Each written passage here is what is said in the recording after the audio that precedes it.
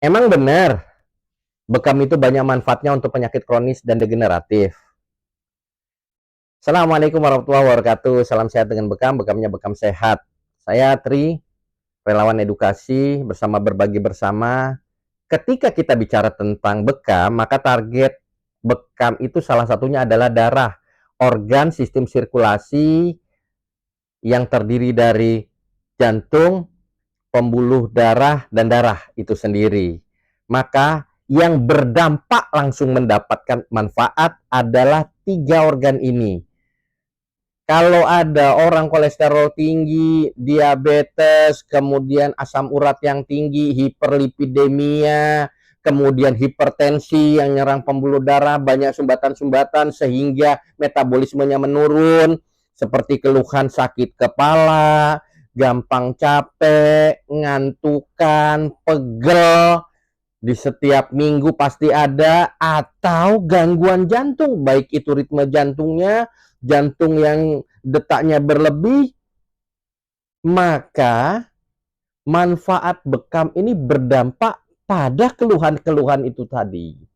Gimana ceritanya kok bisa berdampak kuat? Karena bekam meningkatkan fungsi dari darah. Sambil kita ambil salah satu contoh. Darah itu berfungsi mengantarkan nutrisi dan oksigen ke seluruh jaringan tubuh. Pertama, ketika bekam, darah diambil, volume darah di dalam tubuh pasti berkurang. Otak membacanya ketika terjadi penurunan volume darah, dia akan perintahkan sumsum tulang untuk produksi darah yang baru. Nah, darah yang diambil di pembuluh darah kapiler dengan cara bekam itu darah-darah yang sudah tua. Darah-darah yang bentuknya sudah nggak sempurna. Artinya, ketika darah yang baru, muda, masih bagus bentuknya, menggantikan darah yang sudah tua tadi, maka kemampuan mengantarkan nutrisi dan oksigen akan jauh lebih bagus. Itu yang pertama. Yang kedua, basi darah ini akan akan meningkatkan oksigenasi di sel. Ingat ya, orang-orang yang punya penyakit kronis dan degeneratif itu biasanya disertai dengan nyeri kronis. Nyeri kronis yang berkelanjutan itu akan merubah pola napas seseorang. Orang kalau ada nyeri, jantungnya pasti kerjanya lebih cepat. Maka pola napas kita akan berubah juga cepat. Ketika pola napas kita berubah cepat, maka oksigen yang ada di dalam darah jauh lebih banyak dibandingkan karbon dioksida di dalam darah kita. Apa yang terjadi? Karena fungsi dari darah itu adalah mengantarkan oksigen yang dilakukan oleh HB atau hemoglobin yang ada di dalam sel darah merah, daya ikat sel darah merah atau hemoglobin tadi terhadap oksigen jadi lebih kuat. Ketika dia kuat, maka dalam proses pelepasannya akan mengalami hambatan karena terlalu kuat, nggak bisa dilepas dia.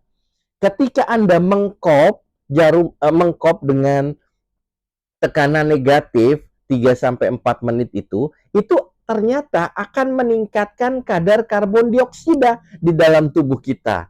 Kalau dilakukan rutin terhadap orang yang punya penyakit kronis atau nyeri kronis tadi, ini akan menyeimbangkan kadar karbon dioksida dan oksigen di dalam tubuh. Sehingga terjadi penyampaian oksigen, pelepasan oksigen ke sel jadi jauh lebih baik. Ingat ya, metabolisme tubuh atau sel itu bermetabolisme kalau tanpa oksigen dia akan menghasilkan 2 kalori. Tapi kalau disertai dengan oksigen aerob gitu ya, akan menghasilkan 36 kalori. 18 kali terjadi peningkatan metabolisme. Oleh karenanya, bagaimana bekam itu bermanfaat untuk orang-orang yang punya penyakit kronis dan degeneratif.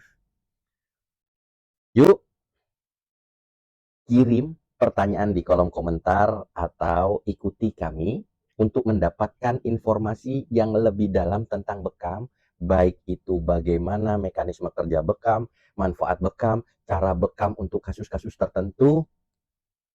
Silakan save, share agar mendapatkan info yang lebih banyak lagi. Wassalamualaikum warahmatullahi wabarakatuh.